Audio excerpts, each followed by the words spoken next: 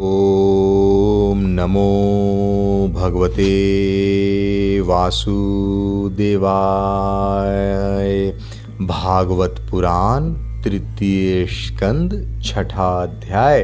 विराट शरीर की उत्पत्ति। श्री मैत्रेय ऋषि ने कहा, सर्वशक्तिमान भगवान ने जब देखा कि आपस में संगठित न होने के कारण ये मेरी महतत्व आदि शक्तियाँ विश्व रचना के कार्य में असमर्थ हो रही हैं, तब वे काल शक्ति को स्वीकार करके एक साथ ही महतत्व, अहंकार, पंचभूत, पंच तन्मात्रा और मन स्थित 11 इंद्रियां, इन 23 तत्वों के समुदाय में प्रविष्ट हो गए। उनमें प्रविष्ट होकर उन्होंने जीव के सोए हुए अदृष्ट को जागृत किया और परस्पर विलग हुए उस तत्व समूह को अपनी क्रिया शक्ति के द्वारा आपस में मिला दिया। इस प्रकार जब भगवान ने अदृष्ट को कार्योन्मुख किया, तब उस 23 तत्वों के समूह ने भगवान की प्रेरणा से अपने अंशों द्वारा अधिपुरुष विराट को उत्पन्न किया। अर्थात जब भगवान ने अंश रूप से अपने उस शरीर में प्रवेश किया, तब वह विश्व रचना करने वाले महतत्व आदि का समुदाय एक दूसरे से मिलकर परिणाम को प्राप्त हुआ। यह तत्व का परिणाम ही विराट पुरुष है, जिसमें चराचर जगत विद्यमान है। जल के भीतर जो अंड रूप आश्रय स्थान था, उसमें वह हिरण्मय विराट पुरुष संपूर्ण जीवों को साथ लेकर 1000 दिव्य वर्ष तक रहा। वह विश्व रचना करने वाले तत्वों के गर्भ कार्य था तथा ज्ञान, क्रिया और आत्म शक्ति से संपन्न था। इन शक्तियों से उसने स्वयं अपने क्रमशः एक हृदय रूप, 10 प्राण रूप और 3 आध्यात्मिक, आदि दैविक, आदि भौतिक विभाग किए। यह विराट पुरुष ही प्रथम जीव होने के कारण समस्त जीवों का आत्मा, जीव रूप होने के कारण परमात्मा का अंश और प्रथम अभिव्यक्त होने के कारण भगवान का आदि अवतार है। यह संपूर्ण भूत समुदाय इसी में प्रकाशित होता है। यह आध्यात्म अधिभूत और अधिदैव रूप से 3 प्रकार का, प्राण रूप से 10 प्रकार और हृदय रूप से 1 प्रकार का है। फिर विश्व की रचना करने वाले महतत्व आदि के अधिपति श्री भगवान ने उनकी प्रार्थना को स्मरण कर उनकी वृत्तियों को जगाने के लिए अपने चेतन रूप तेज से उस विराट पुरुष को प्रकाशित किया, उसे जगाया। उसके जागृत होते ही देवताओं के लिए कितने स्थान प्रकट हुए, यह मैं बतलाता हूँ, सुनो। विराट पुरुष के पहले मुख प्रकट हुआ, उसमें लोकपाल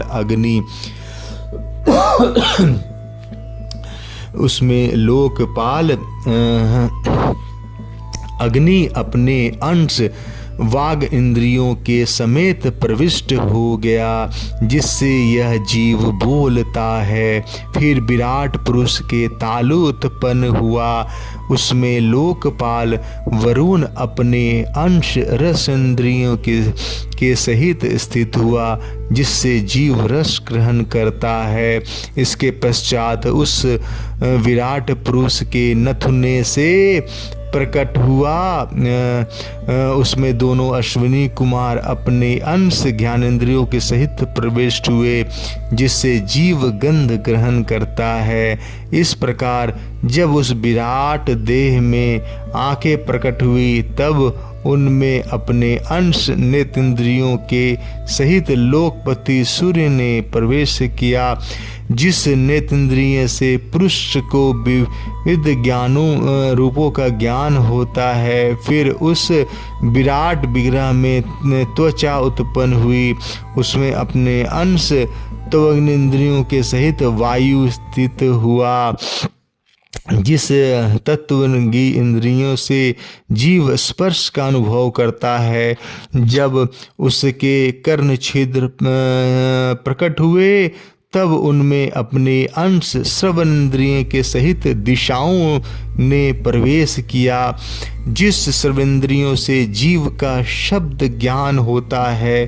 फिर विराट शरीर में चर्म उत्पन्न हुआ, उसमें अपने अंश रोमों के सहित औषधियाँ स्थित हुई, जिन रोमों से जीव खुजली आदि का अनुभव करता है। अब उसके लिंग उत्पन्न हुआ। अपने इस आश्रय में प्रजापति ने अपने अंश वीर के सहित प्रवेश किया, जिससे जीव आनंद का अनुभव करता है। फिर विराट पुरुष के गुदा प्रकट हुई, उसमें लोकपाल मित्र ने अपने अंश पायु इंद्रिय के सहित प्रवेश किया, जिससे जीव मल त्याग करता है। इसके पश्चात उसके हाथ प्रकट हुए, उनमें अपनी ग्रहण त्याग रूपा शक्ति के सहित देवराज इंद्र ने प्रवेश किया। इस शक्ति से जीव अपने जीविका का प्राप्त करता है। जब इसके चरण उत्पन्न हुए, तब उनमें अपनी शक्ति गहित होकर लोकेश्वर विष्णु ने प्रवेश किया। इस गति शक्ति द्वारा जीव अपने गंतव्य स्थान पर पहुंचता है। फिर इसके बुद्धि उत्पन्न हुए, अपने इन स्थान में अपने अंश बुद्धि शक्ति के साथ वाक्पति ब्रह्मा ने प्रवेश किया।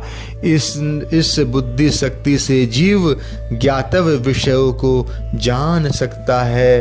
फिर इसमें हृदय प्रकट हुआ, उसमें अपने अंश मन के सहित चंद्रमा स्थित हुआ।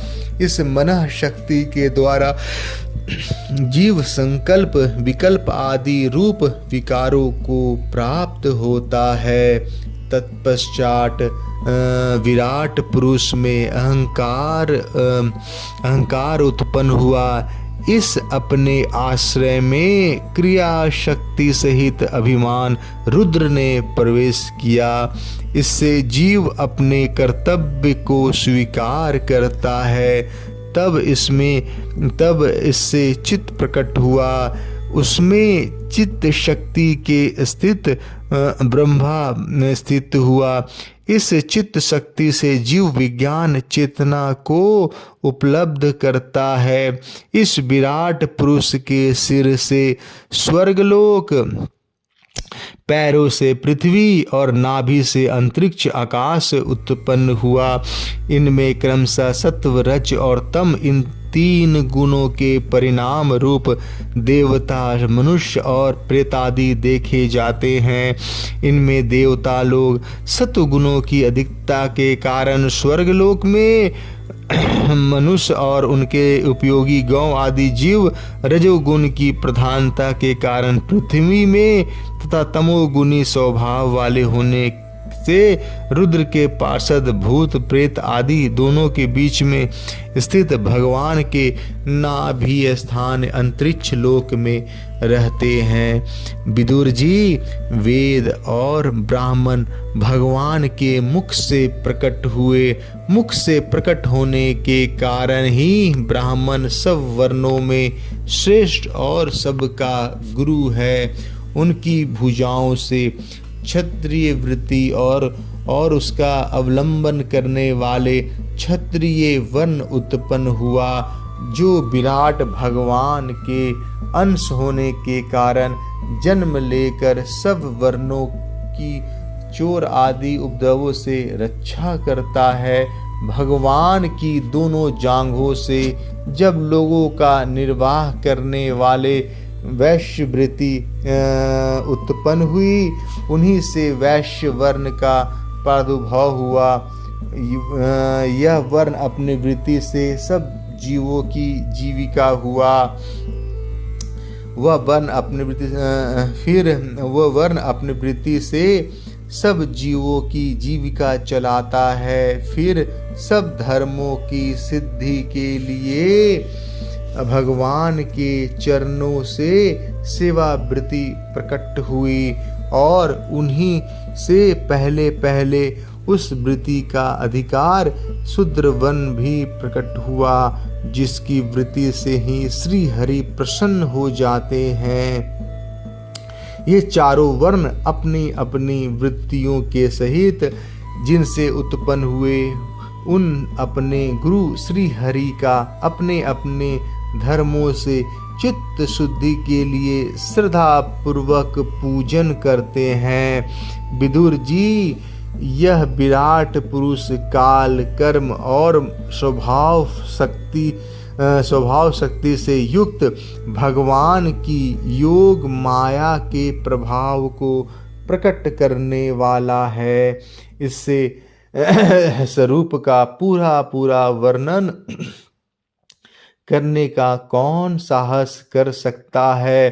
तथापि प्यारे विदुर जी, अन्य व्यवहारिक चर्चाओं से अपवित्र हुए अपनी वाणी को पवित्र करने के लिए जैसे मेरी बुद्धि है और जैसा मैंने गुरुमुख से सुना है, वैसा श्री हरि का सुयश वर्णन करता हूँ। महापुरुषों का मत है कि पुण्य श्लोक शिरोमणि श्री हरि के गुणों का गान करना ही मनुष्यों की वाणी तथा विद्वाने के मुख से भगवत कथामृत का पान करना ही उनके कानों का सबसे बड़ा लाभ है। वत्स, हम ही नहीं, आदि कवि श्री ब्रह्मा जी ने 1000 दिव्य वर्षों तक अपनी योग परिपक्व बुद्धि से विचार किया, तो भी क्या वे भगवान के अमित महिमा का पार पा सके। अतः भगवान की माया बड़े बड़े मायावियों को भी मोहित कर देने वाली है। उसकी चक्कर में डालने वाली चाल अत्यंत है। अतः स्वयं भगवान ने भी उनकी था नहीं लगा सकते, फिर दूसरे को तो बात ही क्या है। जहाँ न पहुँचकर मन के स्थित वाणी में भी लौट आती है, और तथा जिनका पार पहुँच पाने में अहंकार के अभिमानी रुद्र तथा अन्य इंद्रियास्था देवता भी समर्थ नहीं है, उन भगवान को हम नमस्कार करते हैं। जय श्री कृष्णा। 6वां अध्याय समाप्त।